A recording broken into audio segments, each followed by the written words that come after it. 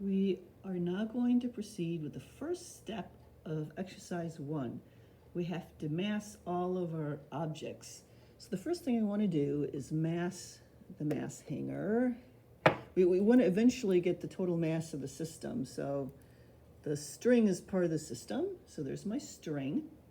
So the mass plus string is 49.5 grams or 0.0495 kilograms. Then the mass of the cart.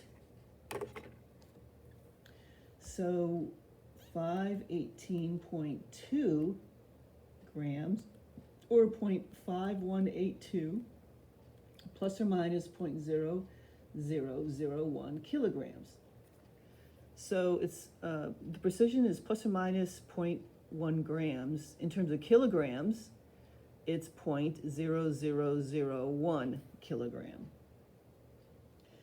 All right, so the total mass of the system, so that includes everything. So that includes the mass hanger, the string. Oh, the string doesn't want to, it has to all be on top so it doesn't fall over the side. Okay, then we have, I just realized if I put this on here, it will get an error. So this particular scale only reads up to 1 kilogram. If it's heavier than that, then you get an error. So what I have to do is turn this guy off and use another scale. So this scale also is plus or minus 0.1 grams, but it goes up to, I think, 2 kilograms. I just have to,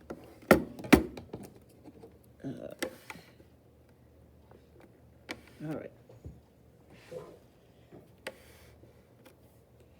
So we can add up everything, or we can just put it on here, which is what I'm going to do. I'm going to put everything on here.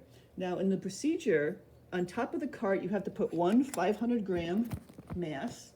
You have to put one 50-gram mass on. You have to put two 20-gram masses on. And you have to put one 10-gram mass on. And that just helps to, when we're running the mass trials, we want to increase the mass by 20 grams each time. And I worked it out so that it's easy to move it up by 20 grams each time. Now, what's the total mass of the system? So it's 1,169.9 plus or minus 0.1 grams, or convert that to kilograms, 1.1699 plus or minus 0.0001 kilograms. Always make sure you put the precision on every single one of your data points. If you're taking data in the lab, you have to write down the precision. And if you're only taking one measurement, like we are right now, one measurement of mass, that means you write down what the least count of the instrument is, which is plus or minus 0.1 grams or 0.0001 kilograms.